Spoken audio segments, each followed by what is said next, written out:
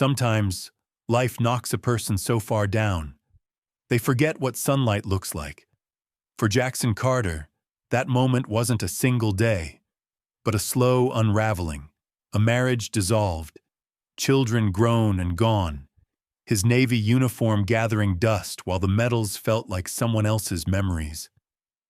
The shadows that followed him home from overseas had names: PTSD, regret, addiction, and when the last of his friends stopped calling, he retreated further into the bottle, each swallow burning less than the ache inside.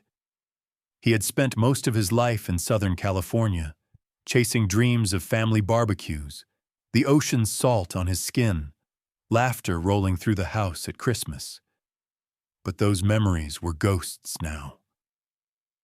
In their place was a silence so thick he sometimes thought he might suffocate. The VA counselor called it complicated grief. Jackson called it hell. It was only after a particularly brutal night, one where the only thing keeping him from slipping away was the soft, warm breath of a Mustang mare named Willow, that Jackson found the nerve to try something different. Willow had come into his life unexpectedly, a rescue from a military equine therapy program he'd stumbled into during a half-hearted attempt at recovery. She was wild-eyed and restless at first, scarred from neglect and danger, much like him. But she was clever, spirited, and had a habit of nudging his arm with her soft muzzle whenever the darkness pressed too close. The last of his savings, the remnants of his retirement and a few odd jobs, barely covered the purchase of a run-down farmhouse tucked into the hills of Northern California. The listing called it rustic, but when Jackson first drove the battered Ford pickup up the gravel lane, the place looked more like a set for a horror movie than a fresh start. The paint peeled off the clapboard siding in long, sad strips. Half the windows were cracked or boarded over. A barn sagged dangerously behind a copse of tangled oaks. Weeds choked the drive, and the only thing thriving was a patch of wild blackberry vines growing along the back fence. But it was his, and that meant something. Jackson unloaded Willow first, leading her down the makeshift ramp. She pricked her ears, sniffed the unfamiliar air, and stamped once, as if in challenge to whatever spirits haunted the place. Locals whispered about curses, bad luck clinging to the Carter farm for generations, they said. Some swore a scientist had vanished there decades ago. Others claimed the land itself was poisoned. Jackson listened, then shrugged. He'd seen real evil up close. A patch of bad dirt didn't scare him anymore. Inside the farmhouse, the air was thick with mildew and memories that weren't his. Jackson spent his first day tearing open windows, letting in cold autumn sunlight. Every floorboard creaked with complaint. Mice had made a kingdom of the pantry. The bathroom sink groaned with rust. Jackson set to work, his hands rough but determined, scraping away years of neglect. He slept that night on an army cot in the corner. Willow bedded down in a makeshift stall in the barn, the only sound the wind rattling loose boards. The days blurred together as Jackson stumbled through the beginnings of his new life. Most mornings started before sunrise. He'd haul water from the old well, feeding Willow before eating himself. His muscles ached in ways they hadn't since boot camp, but the pain was a kind of progress. He patched holes in the roof, hammered nails into rotting planks, and tried to ignore the chill that seeped up from the ground. Willow followed him everywhere, shadowing his movements, her presence a steady heartbeat in the silence. At night, the loneliness pressed hardest. Sometimes he'd sit on the porch steps, a flask hidden in his jacket, staring out across the overgrown fields toward the distant tree line. Thoughts of giving up came easily. Why fight for a future when everything good had already slipped through his fingers?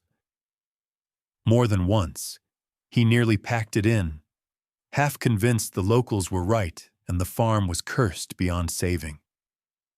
But each time, Willow would nicker softly, her big eyes reflecting the moonlight, and Jackson would remember that hope, like wild horses, was stubborn, hard to break. One evening, after a particularly long day of pulling out rusted fencing, Jackson stood beside Willow and rested his forehead against her neck. She breathed slow and steady, warm against his skin, and in that moment, Jackson realized he wasn't alone. Not really. In the Mustang's quiet strength, he found the tiniest spark of belief. Maybe, just maybe, this ruined patch of land could become a place to begin again. He fell asleep that night with the window cracked open, the scent of earth and hay drifting in. For the first time in years, his dreams weren't haunted by gunfire or loss, but by something simpler. A new morning, a second chance. The hope that even the most broken souls could find their way home. The weeks that followed were filled with grueling work and the stubborn persistence of a man who had nothing left to lose. Jackson rose before the sun each morning, his breath clouding in the frosty air as he moved through the shadowy barn, checking on Willow and beginning his daily repairs. The world here felt quiet but watchful, like the land itself was waiting to see if he would stay or give in to the voices of the past. Jackson tackled the most urgent repairs first, his hands raw and splintered from pulling rotten boards and rusted nails from the barn's frame. The place hadn't seen proper care in decades. Roof shingles dangled precariously, stalls leaned sideways, and the doors groaned on their hinges with every gust of wind. He lost himself in the work, his mind grateful for the mindless rhythm of hammering, sawing, lifting, and hauling. Sometimes he'd catch Willow watching him from the paddock, her dark eyes following his every movement, a constant reminder that he wasn't entirely alone. As the days passed, a pattern emerged. Jackson would fix a section of fence or barn only to find, the next day, that something had gone wrong. A hammer missing from its place, boards mysteriously loosened, tools he knew he'd put away ending up scattered across the dirt floor. At first he blamed his own exhaustion or the lingering haze from a late-night drink, but the unease grew with each odd incident. On some nights, when he lay awake in the cold farmhouse, he heard faint footsteps on the gravel outside, or the distant creak of a gate swinging open, even though he'd secured everything at dusk. It was Willow who seemed most affected by these disturbances. She became skittish around certain parts of the barn, her ears pinned and nostrils flaring as she refused to go near a shadowed corner or a dark patch of earth by the old tool shed. Jackson noticed her pacing and the way she'd stand guard at the fence line, staring into the night as if she could sense something hidden just out of sight. One morning, as he led her out to graze, she balked at a spot near the barn's foundation, pawing at the ground and snorting until he finally led her away, his own nerves fraying with every new sign that something wasn't right. The locals hadn't warmed to him either. On trips into town for supplies, Jackson caught snippets of conversation that stopped when he entered the feed store or hardware shop. Old-timers cast sideways glances, muttering about city men and cursed land. Rumors grew like weeds. Some said the land was haunted. Others whispered about disappearances and unmarked graves. Jackson tried to ignore it, focusing instead on the small victories: a mended door, a cleared patch of pasture, Willow's trust growing stronger each day. But the tension came to a head one afternoon as he was stacking lumber by the barn. A battered green pickup rolled to a stop at the edge of the property, its engine coughing into silence. A man climbed out, tall, broad-shouldered, and weathered by years under the sun. his hat pulled low over a face lined with suspicion. He watched Jackson for a moment before speaking, his voice hard and flat. "You, Carter?" the man called, not bothering with a greeting. "Folks in town said someone new bought the old Blackwell place. I'm Hank Redman. Own the spread over that ridge." Jackson nodded, wary. "Yeah, just trying to get this place livable again." Hank surveyed the sagging barn, then spit into the dirt. "You hear any stories about this land before you bought it?" His gaze was unblinking. "Place has a history. Most folks keep their distance for good reason." Jackson hesitated. "I heard some things. Doesn't matter much. I needed a place. This was what I could afford." Hank shook his head, his jaw set. "People disappear out here. Bad luck sticks. Last owner lost her mind. Some say she was cursed. Doors don't stay shut. Fences rot overnight. If you're smart, you'll leave before it gets worse." Without waiting for a reply, the neighbor climbed back into his truck and rumbled away, leaving Jackson alone with the thickening silence. The warning hung in the air long after the dust settled. That night, as the sky bruised purple and the wind picked up, Jackson checked and rechecked every lock and latch.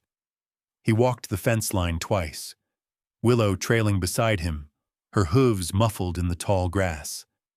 The darkness felt heavier, every shadow sharper, every creak of wood or snap of twig setting his nerves on edge.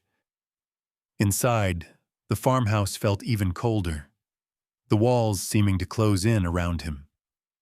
He sat at the table, listening to the unfamiliar sounds outside, fighting the urge to pour another drink. But when he finally slept, he dreamed not of war or loss, but of the land itself, of deep roots tangled in secrets, and a Mustang's eyes gleaming in the moonlight, refusing to be afraid. As October waned, a restless energy crept over the old Carter property.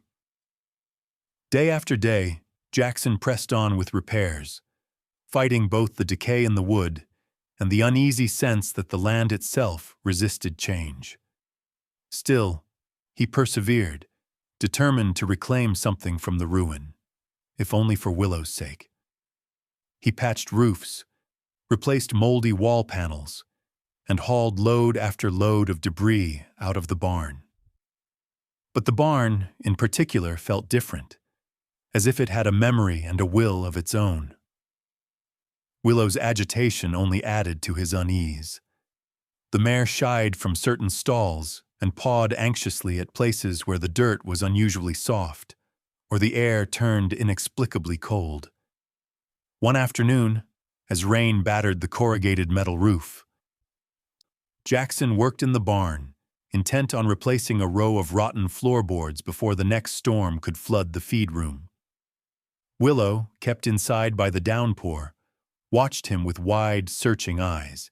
He pried up warped planks, tossing them aside in a growing pile, the scent of earth and mildew thick in the air.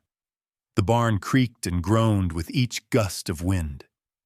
When his crowbar snagged on a stubborn board near the back wall, Jackson leaned in for better leverage, sweat running down his neck despite the chill.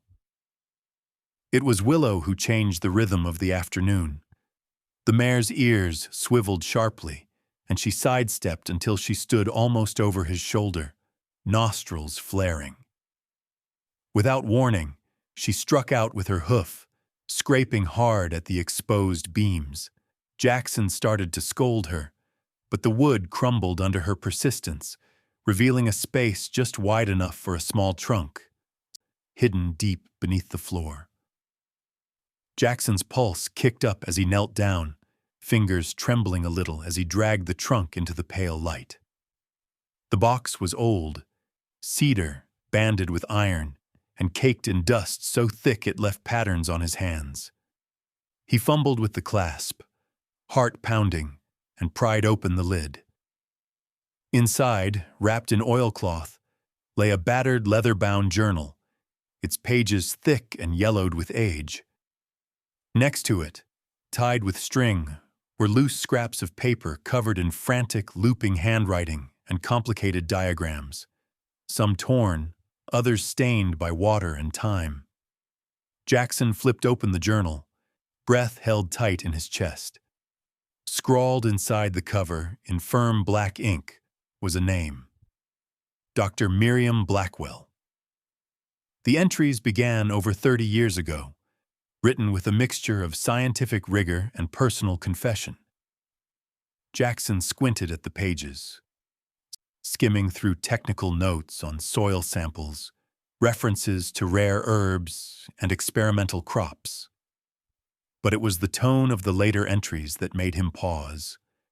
A creeping sense of paranoia, of watching eyes, and a growing fear for her own safety. She wrote of being threatened, of refusing to sell her research, of hiding discoveries only someone trustworthy might find.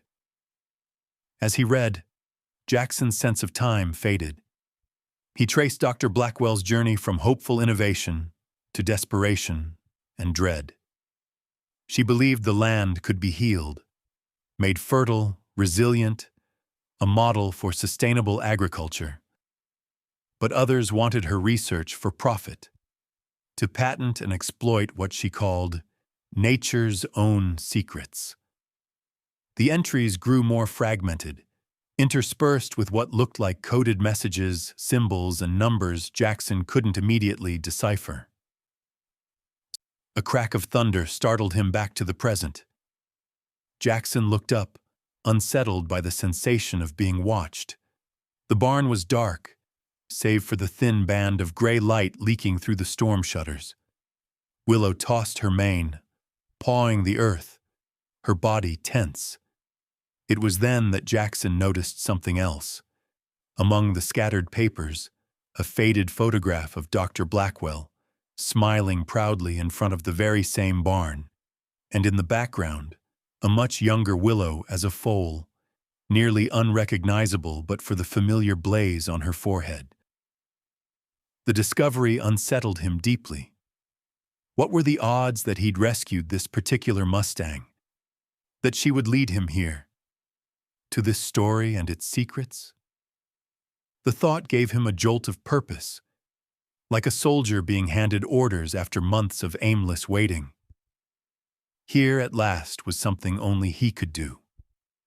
He gathered the journal and papers, stashing them in a dry corner, and spent the rest of the storm copying key pages, trying to piece together the puzzle. The coded entries nagged at him. Could they point to something still hidden on the property? A breakthrough worth protecting, or a danger waiting to resurface? That night, Jackson kept the journal on the table beside his cot, his mind racing with possibilities. Sleep eluded him as rain pounded the roof. Willow stood just outside, visible through the cracked window, her silhouette tense and watchful. At some point past midnight, she lifted her head sharply and whinnied, a low, urgent sound that sent a chill crawling up Jackson's spine.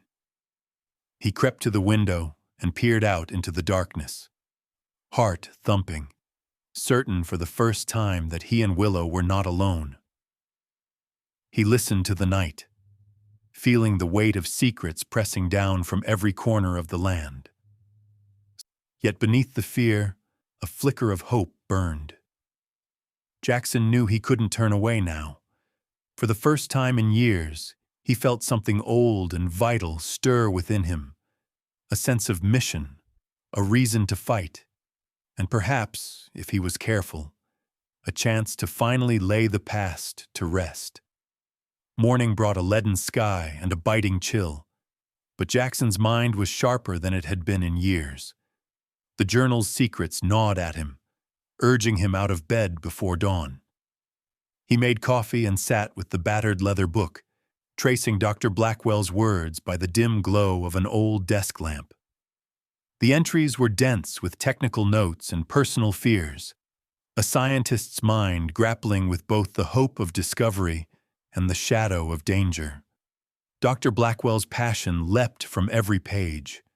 She had dedicated her life to cultivating rare, sustainable crops and developing natural medicines, innovations that could have revolutionized farming in the drought-plagued hills of Northern California.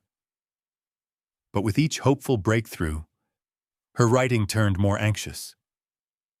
She wrote of being watched, of men in expensive suits making thinly veiled threats, of a corporate enemy who would stop at nothing to possess her research.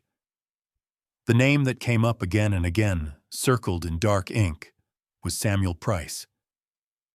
The CEO of a biotech conglomerate, Price had tried for years to buy the land and its secrets, always refused. Blackwell's notes hinted that Price was ruthless, willing to destroy livelihoods and lives to get what he wanted. She described sabotage attempts, poisoned wells, and bribes offered to neighbors.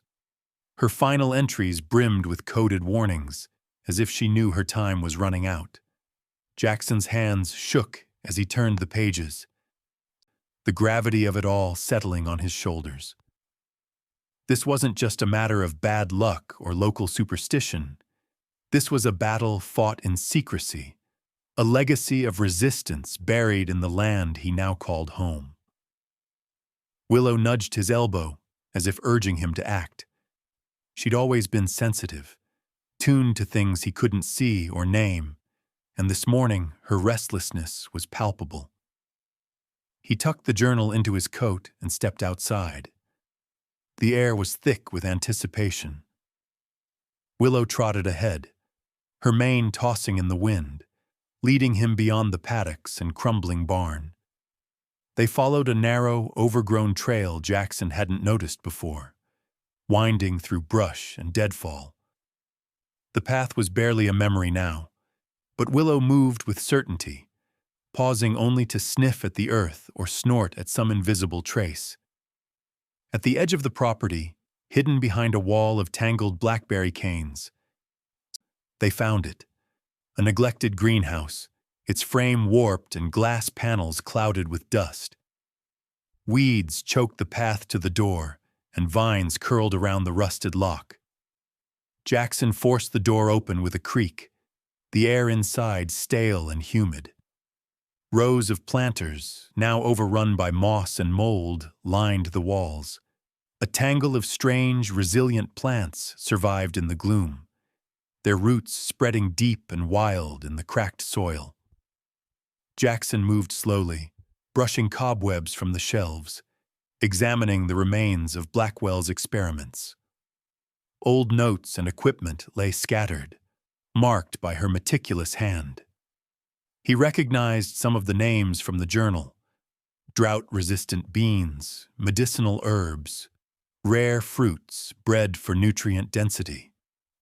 There was a kind of sacred hush in the space, a sense that he'd stumbled into the beating heart of her life's work. In the far corner, he uncovered a hidden cache of sealed vials, their contents still glowing faintly in the murky light. He remembered the coded passages. When danger draws near, the greenhouse holds the cure. Jackson's breath caught.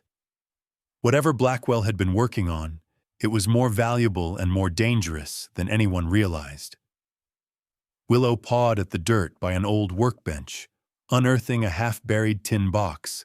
Inside, Jackson found a faded photograph of Blackwell standing with a much younger Samuel Price, both smiling, unaware of what the future would hold.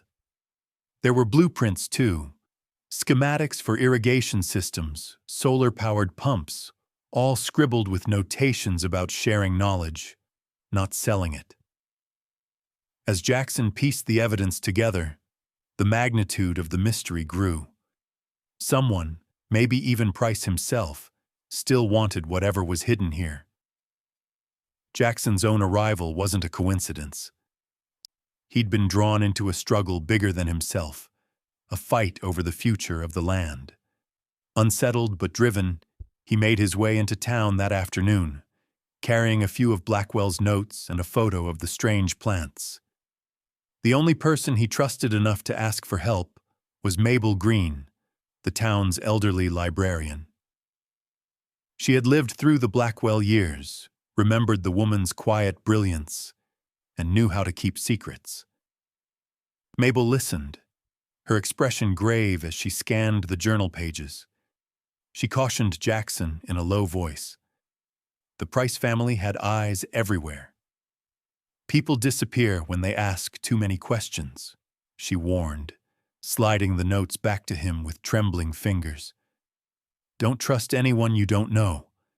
And whatever you do, protect that horse. If Willow senses danger, believe her. That night, Jackson couldn't sleep. He paced the farmhouse, the journal open on the kitchen table, Willow's steady presence at the window. The property felt charged, every gust of wind carrying secrets, every shadow watching. But the fear that gripped him was different now. It was edged with purpose. He understood, at last, that the land was not just a place to escape, but a cause worth fighting for. A promise that someone had died to protect. Autumn deepened, painting the hills in smudges of ochre and rust. But the sense of unease on Jackson's farm only grew heavier. Each day, Jackson threw himself into chores with grim determination, repairing fences, clearing brush, checking on the fragile plants in the greenhouse, and reading Dr. Blackwell's journal by lantern light long into the night. Yet, for every hour spent building something, there was another spent cleaning up the messes left by unseen hands. Gates unlatched. Nails spilled across the drive. Willow's water trough fouled with a greasy film. The first overt sign of trouble arrived one bright morning. Jackson was stacking hay bales near the barn when a late-model black SUV pulled up the drive. Its paint gleamed, and the windows were tinted dark as secrets. Out stepped a man in a crisp suit, his hair perfectly styled, shoes shined, his handshake practiced. He introduced himself as Alan Phelps, a real estate agent with local interests. His tone was slick, his words polite but hollow, and his eyes scanned the property with a calculating coldness. Without invitation, Phelps walked the fence line with Jackson, commenting on the potential of the land, the burden of upkeep, and the generous offer his investors were prepared to make. The number he named was nearly twice what Jackson had paid, far more than the neglected acreage was worth. Phelps left a card and a brochure on the porch, promising to check back soon. As he drove away, Willow reared up in the paddock, her shrill cry echoing after the fading SUV. Jackson watched her, feeling a chill despite the sun. He tossed the card and the brochure in the trash, then spent the rest of the day double-checking locks and windows. That night, he hid Dr. Blackwell's journal in a hollow behind a loose kitchen stone. Trouble followed fast.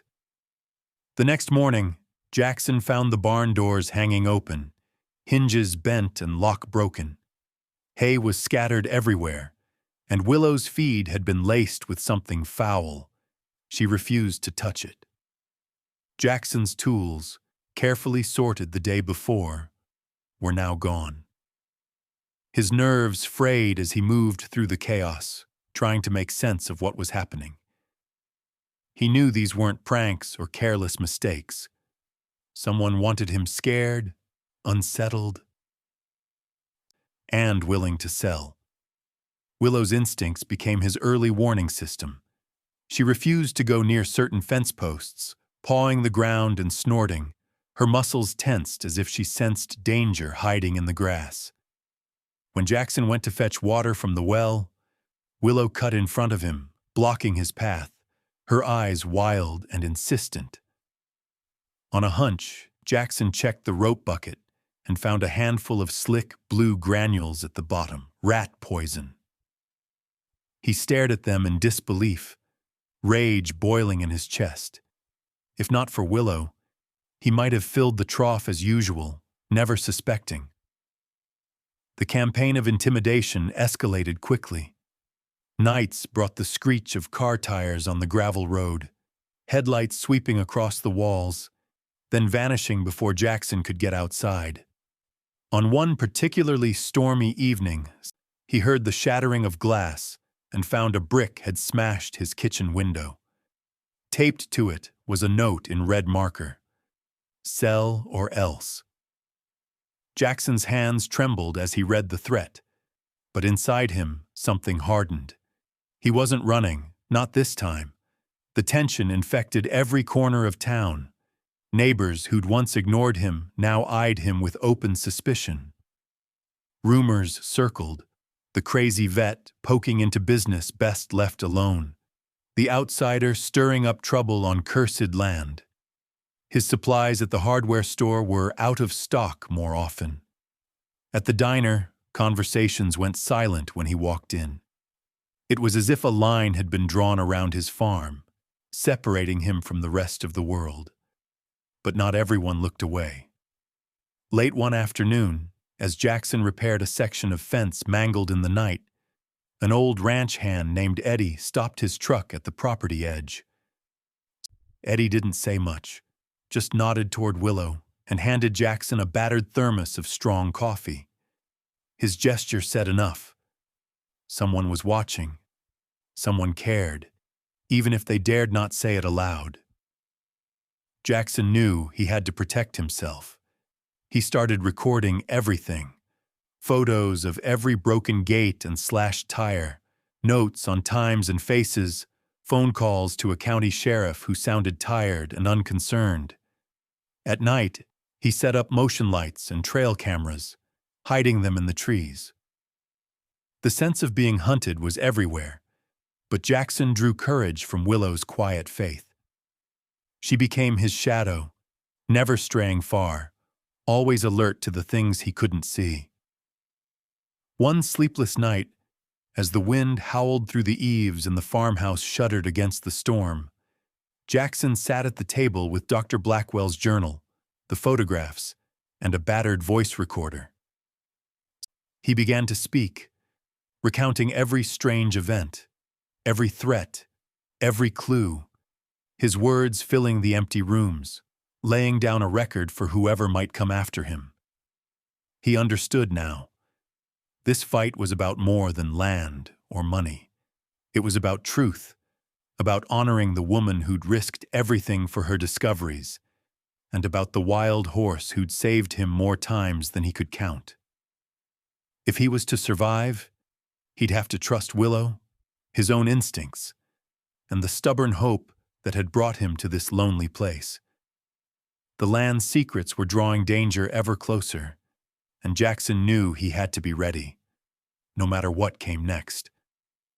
The days blurred together, each one carrying new tension, but Jackson's resolve never wavered. Every hour that passed, he sensed the web of threats tightening around the farm, yet something deeper inside him pushed forward. He had always been good at patterns, at finding meaning in the scattered pieces of a puzzle. It was this stubborn skill, honed during years of military intelligence, that finally turned his attention back to Dr. Blackwell's journal. Late one evening, as a heavy fog drifted in from the hills and wrapped the farmhouse in gray silence, Jackson spread the journal and its notes across the battered kitchen table.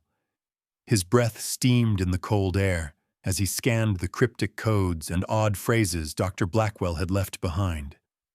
Symbols, numbers, diagrams, she'd left a trail, but not one easy to follow. Jackson worked by the weak light of a single lamp, tracing her logic, sketching possible solutions, determined not to let exhaustion or fear cloud his focus. It was Willow, ever the sentinel, who provided the breakthrough. While Jackson sat hunched over the journal, Willow paced restlessly outside the window, occasionally tapping the pane with her nose.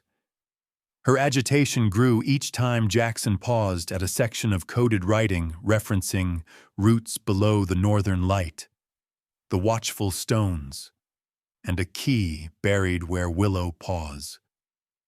inspiration flickered. Had Dr. Blackwell meant the horse herself? Was the journal pointing toward something hidden in the earth, something only Willow would sense? The next morning, heavy clouds pressed low, and the farm seemed even more isolated than usual. Jackson led Willow out, letting her take the lead as they circled the barn and followed the fence line north. The mare stopped suddenly at a mossy cluster of stones, stamping her hooves and snorting until Jackson knelt beside her. He pushed away loose soil with his gloved hands and uncovered a flat, weathered rock carved with a faded W.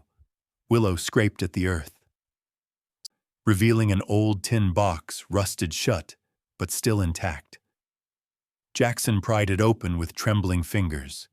Inside was a stack of sepia photographs, some showing Dr. Blackwell among her crops, others with a younger, smiling Samuel Price.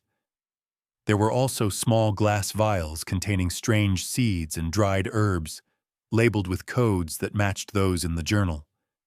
Most significant of all was a USB drive, its label smudged but still legible. For justice. Jackson's heart pounded as he realized what he was holding.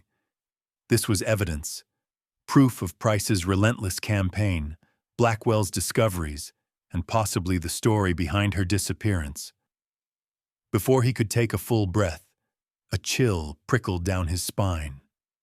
Across the field, hidden in the tree line, Jackson glimpsed a shadow, someone watching. Willow saw it too, ears pinned, her body tense. Without hesitation, she bolted toward the trees, chasing off the intruder. Jackson sprinted after her, catching only a glimpse of a retreating figure, tall, dark jacket vanishing into the underbrush. His heart hammered in his chest. They were being watched, and whoever was out there was desperate to keep these secrets buried. Jackson hurried back to the house, every sense on edge, clutching the tin box. He stashed the evidence in a locked cabinet, then snapped photos of everything, each picture, each vial, each coded page. He knew he couldn't handle this alone. The risk was too great, and the threat too close. The only person he trusted with the truth was Liz Romero, an investigative journalist he'd met years before, a woman known for exposing corruption and never backing down. He dialed her number with shaking hands, explaining only what he had to. There was proof of corporate crimes, the potential for murder, and he needed her help. She listened in silence, then agreed to meet him in a neutral, safe location the following night. The call left Jackson both relieved and terrified. He knew once the information left his hands, there was no turning back. Price's reach was long, his enforcers ruthless, but silence was no longer an option. That evening, as darkness pressed against the windows, Jackson locked every door and set up his trail cameras again. Willow paced outside, more alert than ever, scanning the woods, snorting at every snap of a twig. Jackson sat at the table, staring at the USB drive and the photos, the weight of responsibility almost crushing. This was bigger than him, bigger than the farm. Blackwell's legacy was at stake, and so were lives. Sleep came in fitful snatches, haunted by dreams of strangers at the door. Willow running through endless forests, and Dr. Blackwell's face staring out from the past, pleading for justice. When dawn finally broke, cold and pale, Jackson stood at the window, watching Willow graze, her breath steaming in the morning light. He knew he had crossed a line. There was no more hiding. Now it was a dangerous game of cat and mouse, with truth as the prize and their lives hanging in the balance. A sense of urgency took hold of the farm, shifting the air from anxious to electric. Jackson moved through the house in a state of constant vigilance, double-checking locks, scanning the fields for movement, and sleeping in restless spurts. Even Willow seemed changed, no longer just alert, but wound tight with the same jumpy awareness that filled the rooms and rattled the windows at night. They were no longer alone with their secrets. The walls themselves seemed to lean in, listening, as danger circled ever closer. Jackson spent the morning cataloging the evidence he'd found, meticulously scanning documents, copying the contents of the USB drive, and hiding backup copies in places only he and Willow could find. He tried to keep his movements unpredictable, aware now that someone was watching, waiting for the right moment to strike. His phone line crackled with interference. The old pickup's brakes had been tampered with, and more than once he caught the unmistakable flash of a camera from the tree line as he worked outside. Then the threats became more direct. On a morning choked with fog, a message arrived, slipped beneath his door, a sheet of paper with a single sentence scrawled in block letters. "Drop it or pay the price." The words pulsed in his mind, followed by the echo of Willow's anxious pacing outside. He burned the note and moved through the day in a silent fury, pushing aside fear with every step. But the danger became immediate. That evening, as Jackson prepared to feed Willow, she reared and stomped, refusing her usual grain. Suspicious, he checked the feed carefully, sifting through the mixture. Hidden within was a fine gray powder, something toxic, disguised by the smell of sweet oats. Willow's sharp senses had saved both of them. Rage and gratitude collided in his chest as he dumped the feed and scrubbed every bucket, realizing just how far his enemies would go. Exhausted but refusing to give up, Jackson resolved to deliver the evidence to Liz Romero that very night. He packed the documents, the vials, and backup drives into a battered duffel, dressing in dark clothes and leaving the house on foot, leading Willow quietly away from the property. If they were being watched, he'd leave no sign of which way he'd gone. Under cover of dusk, he cut through the back fields, keeping low as headlights flickered on the main road. The journey was fraught with danger. Several times Jackson heard the crack of twigs and the low rumble of an engine trailing nearby. Willow moved with tense precision, ears swiveling at each sound, her steps sure even in the patchy moonlight. They slipped through a grove of pines, then skirted an old stone wall as voices echoed somewhere behind them, men searching, calling out in clipped, angry tones. Jackson's heart pounded as he led Willow deeper into the woods. He pushed aside the branches, half crawling at times, sweat freezing on his skin. The darkness was absolute, broken only by the flicker of distant flashlights and the urgent, steady breathing of his Mustang companion. When a pair of headlights swept across the trees, Jackson pressed himself flat against the earth. Willow crouched beside him. The truck rumbled past, pausing for a moment before moving on. Jackson waited until silence settled, then urged Willow onward. They moved for what felt like hours, each step a battle between fear and determination. Finally, a distant barn light shimmered through the fog. This was the safe house, a trusted friend's ranch on the outskirts of town. Jackson knocked a coded rhythm on the door and was let in quickly. Willow ushered to a stall with clean hay and water. Only then did Jackson allow himself a shaky breath. Inside, he checked the evidence, hands trembling but steady. He called Liz Romero from a burner phone and arranged a secret meeting the following evening, giving only a time and a crossroads known only to those who grew up here. That night, sleep was a foreign thing.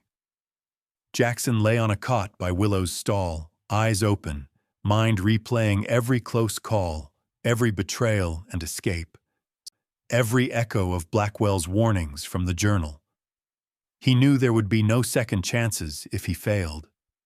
The men chasing them were desperate, capable of poisoning, sabotage, and, he now believed, violence. Yet in the midst of fear, Jackson felt the steely calm that had once served him well in war. Willow rested quietly nearby, a living reminder that courage was not the absence of fear, but the willingness to act despite it. The next day, as sunlight broke through the mist and hope flickered again on the horizon, Jackson gathered his things, checked the evidence once more, and made ready for the most dangerous handoff of his life. He knew every step would be watched, every movement traced. But the truth, Blackwell's work, the crimes hidden for so long, the future of the land itself, was worth any risk. With Willow beside him, he walked out into the dawn, determined that whatever happened next, they would see it through together. The morning of the meeting arrived with a nervous, wind-swept grayness. The safe house felt temporary and fragile, as if danger might seep through the walls at any moment. Jackson was up before dawn, checking and rechecking the evidence he'd gathered, every page and photograph and coded entry laid out with military precision. Willow stood at the gate, restless, her hooves pacing through the dew-soaked grass, as if she sensed that this day was different, a day that would tip the scales for everyone. Jackson changed into worn, nondescript clothes and slipped the duffel of evidence across his shoulders. He gave Willow an affectionate pat, whispered a promise, and led her through a back route, away from the main road and out of sight of any watchers. They moved quickly through the tangled woods and rocky gullies, their breath rising in clouds in the cold morning air. Jackson's heart thudded heavy and slow as he replayed Liz Romero's instructions. The meeting point was an abandoned rail bridge just outside of town, a place forgotten by all but those with something to hide. By the time they reached the bridge, the town was just waking up behind them. Jackson scanned the horizon, every sense on edge. Liz Romero waited in the shadow of the crumbling stonework, her figure bundled in a dark coat. There were no words, just a nod as Jackson handed her the duffel and a separate envelope of backup documents. She took them with a look of grim understanding and vanished just as quickly, her footsteps echoing down the riverbank as she disappeared into the mist. But danger had followed. Jackson barely had time to turn when a truck roared up the gravel path, headlights cutting through the fog like knives. Two men leapt out, faces hidden behind sunglasses and black hats, their movements purposeful and aggressive. Jackson barely had time to step in front of Willow before they closed in, demanding the evidence and shoving him back against the bridge wall. He caught a glimpse of a familiar logo on one sleeve, Price's Company. His blood ran cold. A struggle broke out. One man grabbed Jackson's jacket, pinning him with surprising force, while the other circled, searching for any sign of the evidence. Willow, wide-eyed and nostrils flared, stomped and reared, her powerful frame wedging between Jackson and his attackers. She lashed out with her hooves, forcing the men to retreat. One lunged at her in a desperate attempt to grab her reins, but Willow twisted free, biting and kicking, driving him back with the ferocity of a wild Mustang protecting her own. The sound of sirens rose suddenly in the distance, a shrill, urgent wail cutting through the chaos. The attackers hesitated, then fled toward their truck, but Willow charged after them, snapping the air with her teeth, her hooves pounding the gravel. Jackson staggered upright just in time to see a convoy of black SUVs and police cruisers roar into the clearing, lights flashing, doors thrown open as FBI agents and local law enforcement poured out, weapons drawn and orders barked. The men from Price's crew didn't get far. Agents intercepted them at the bend, forcing them to the ground and cuffing them as Willow circled protectively around Jackson. Liz Romero reappeared from the brush, waving a press badge and shouting for the agents to protect her source. The evidence was already in the hands of a federal agent, sealed and cataloged as more officers fanned out across the scene, searching for further threats. In the aftermath, Jackson slumped against the bridge wall, shaking with adrenaline and exhaustion. Willow nuzzled his shoulder, her breath warm and steady, a lifeline in the chaos. Liz crouched beside him, giving a small, fierce smile. "It's over," she said, her voice barely a whisper. "They have everything they need. The whole world's about to know." News vans and camera crews arrived within the hour, their satellite dishes turning toward the bridge as if aiming at a beacon. Jackson watched, numb, as journalists crowded in, their questions a storm of noise and light. The FBI held a press conference, announcing a full-scale investigation into Price's company and the mysterious disappearance of Dr. Miriam Blackwell. The story hit the national airwaves within hours, exposing not only corporate crimes, but also the tragedy of Blackwell's final days. Agents escorted Jackson back to the farm under protective custody. There, a search team began digging in the area behind the old barn, guided by the final, desperate clues from Blackwell's journal.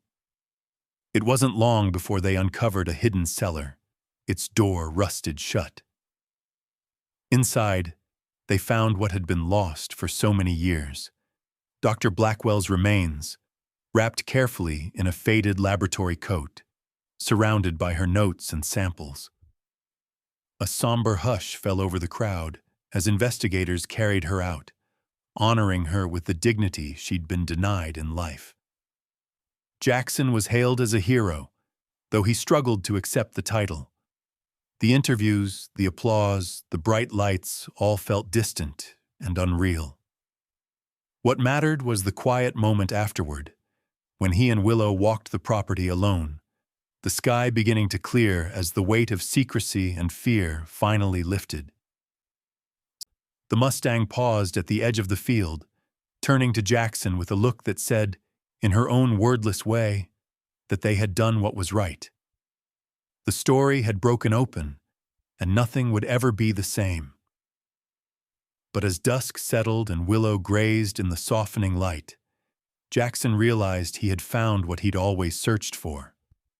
Not just justice, but a place in the world where he and his companion belonged, bound by courage and the truth they'd risked everything to reveal. The days that followed were unlike anything Jackson Carter had ever known. The press swarmed the town, drawn by the headlines of corruption, greed, and a decades-old disappearance finally brought to light. Samuel Price's arrest became national news, his empire unraveling as more evidence surfaced: embezzlement, environmental crimes, blackmail, even ties to arson and attempted murder. In the courthouse and on the evening broadcasts, Jackson's name was mentioned in the same breath as whistleblower and hero. He found it hard to reconcile that word with the scarred, uncertain man he saw in the mirror each morning. But justice, once set in motion, rolled forward relentlessly. Price's accomplices were rounded up, some turning state's witness in hopes of leniency. The FBI seized Blackwell Farm and Price's local offices, freezing assets and opening the land for a full forensic search. With the story everywhere, TV, radio, internet, the climate of fear that had shadowed the town began to lift. For the first time in years, folks lingered in the cafe to talk. Old feuds were put aside, and the whispered legends about curses were replaced by talk of courage and new beginnings. The farm itself became a symbol of resilience. It was still battered and weathered by years of neglect, but the community now saw it differently. Volunteers, some who had once crossed the street to avoid Jackson, Others who'd quietly admired his stubbornness showed up with tools, paint, seedlings, and lumber. Eddie, the old ranch hand, organized crews to rebuild the barn roof. Mabel Green from the library arrived with stacks of historic photos and blueprints to help restore the greenhouse and gardens. Children played in the fields, laughing as Willow ran beside them, her mane flying wild and free. Jackson, unused to kindness from so many quarters, accepted help with awkward gratitude. He found himself working alongside neighbors he barely knew, his hands learning the rhythms of communal labor. They cleared brambles, repainted fences, planted rows of beans and corn where weeds had choked the life from the soil. Some days were marked by setbacks, a sudden rainstorm washing out fresh seed, a broken water line requiring hours of muddy digging. But the mood had changed. Each challenge was met with laughter, encouragement, and the shared belief that something beautiful could rise from ruin. The greatest surprise came a week after the arrests, when a rental car pulled up the lane and stopped in a spray of gravel near the porch. Jackson saw two familiar faces step out. His daughter Emily, her hair pulled back and eyes determined, and his son Matt, taller now, more like Jackson himself than ever. For a long moment, none of them spoke, the past crowding in with memories of missed birthdays and angry words.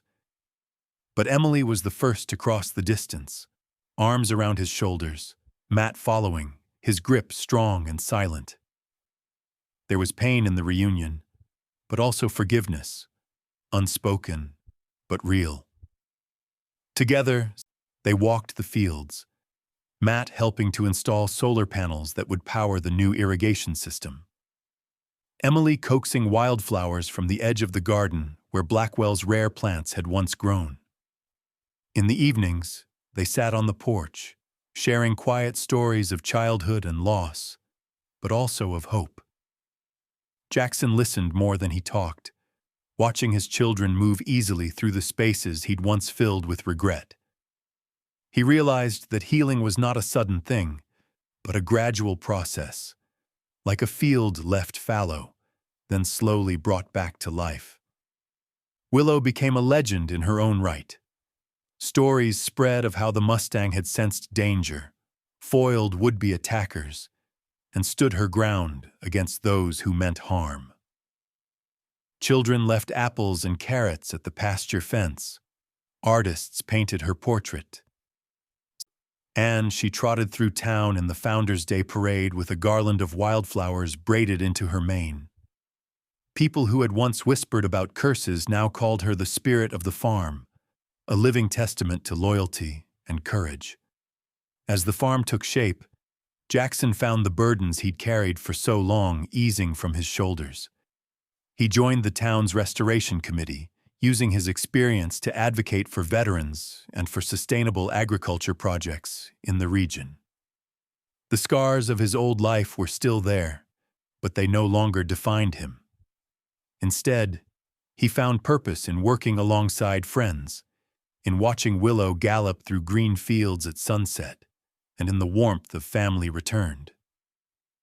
There were quiet moments, too, when the pain of the past returned. A memory triggered by an old photograph, a dream of battle or loss.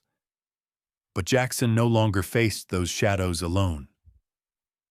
He had his children, the community, and Willow. On clear evenings, he would sit beneath the porch light, hands wrapped around a mug of coffee, listening to the sounds of laughter and work drifting across the fields. He knew that the land had finally been healed, and so had he. The farm, once a symbol of secrets and sorrow, was now a place of gathering and growth. The lessons of the past were not forgotten, but honored. Through justice and the quiet, determined acts of renewal, Jackson, Willow, and the community had found their way back to hope, one small victory at a time. The first spring after the storm of revelations arrived with a gentleness Jackson Carter had almost forgotten was possible. The land, once choked by weeds and old grief, now breathed with the color and promise of new beginnings. Wildflowers spread across the hills in washes of gold and violet. And everywhere the earth was alive with green shoots, bees, and the quiet diligence of a community that had found something worth believing in again. The farm had transformed. What had once been the edge of ruin was now the center of a new experiment in hope. With the state's blessing, and grants won on the strength of Dr. Blackwell's rediscovered research, the property was reborn as the Blackwell Foundation for Sustainable Science. Jackson accepted the role of director with humility, surprised at first that anyone would trust him with such responsibility, but buoyed by the growing sense of purpose that each day brought. He oversaw teams of young scientists, university students, and local high schoolers as they mapped the land, planted demonstration crops, and revived the old greenhouse into a laboratory and classroom. The foundation offered internships for returning veterans, and Jackson watched with quiet pride as men and women who had once known only discipline and loss found new skills and satisfaction in the simple work of coaxing life from soil. The board of advisors, led by Liz Romero and Mabel Green, ensured the foundation stayed true to Dr. Blackwell's values: science in service of people and the planet, knowledge meant to be shared, not hoarded or sold. Every day began with the sound of Willow's hooves in the paddock. She had become more than a local legend. She was a living emblem of the second chances the farm now promised. Children who visited on school field trips learned her story, running their hands along her velvet nose, seeing in her calm gaze the wildness and courage that had saved more than one life. Artists came to sketch her, and her image graced the foundation's signs and website, always with Jackson nearby, sometimes guiding a tour, sometimes lost in his own work among the plants. Jackson's children returned often. Emily coordinated environmental workshops, guiding students through the greenhouse and teaching them how Blackwell's hardy crops could thrive in the toughest conditions. Matt brought his engineering skills, installing rainwater collection systems and renewable energy panels that powered the entire operation. In the evenings, when the work was done and the visitors gone, they sat together on the wide farmhouse porch, Emily's laughter bright, Matt's stories steady, Willow's soft nickering under the stars. The silence was no longer emptiness, but a gentle fullness, a life restored, a family remade. They were still reminders of how far they had come. The barn, though rebuilt, retained a few old scars, timbers burned or warped beyond repair left in place as a silent memorial. In the greenhouse, one corner was set aside as a shrine to Dr. Blackwell, her journals and a portrait framed in sunflowers, a reminder to every visitor that courage sometimes meant refusing to sell out, even when it was the hardest path. Jackson made a point to share that story with every group of students who came through, his voice steady as he spoke of sacrifice and integrity. Each spring, the foundation hosted a community festival, a tradition born from gratitude and the desire to honor the land's new chapter. People from across the county came with picnic baskets and music, dancing late into the evening beneath strings of lanterns. Willow led the children's parade, garlanded in wildflowers, as laughter rolled down the hills. There was food grown on the property, speeches from new graduates and old-timers alike, and always a quiet moment at dusk. When Jackson would stand by the oak tree at the heart of the farm and look out at the faces gathered before him, he thought often of the journey that had brought him here, the nights lost to pain and memory, the long struggle to believe in something better. the courage it had taken to keep going when every instinct screamed to give up. In Willow's eyes, in his children's presence, and in the flourishing fields, he saw the fruits of that endurance, not just survival, but growth, connection, and belonging. Sometimes, as twilight settled, Jackson walked the land alone, following the winding paths he and Willow had once traced in secrecy and fear. Now those trails were open, marked with wildflowers and laughter. He would pause by the rebuilt barn, breathing in the scent of hay and earth, and feel the old wounds ease, never fully gone, but softened, held in place by new memories. The story of Jackson Carter and Willow, of Dr. Blackwell's vision and the community's resilience, became part of local legend. It was retold at each harvest, a testament to the power of standing firm in the face of darkness, of finding family in unexpected places, and of letting go of the past to make room for the future. And so, as another spring evening faded and the stars emerged above the hills, Jackson stood surrounded by those he loved, his children, his friends, the young scientists eager to change the world, and Willow, still steady at his side. He understood finally that home was not a place free of trouble, but a place where hope outlasted hardship, and where every day was a chance to begin again. The farm had become more than a refuge. It was now a living legacy, a story of redemption, courage, and the belief that even from the deepest scars, something beautiful can grow.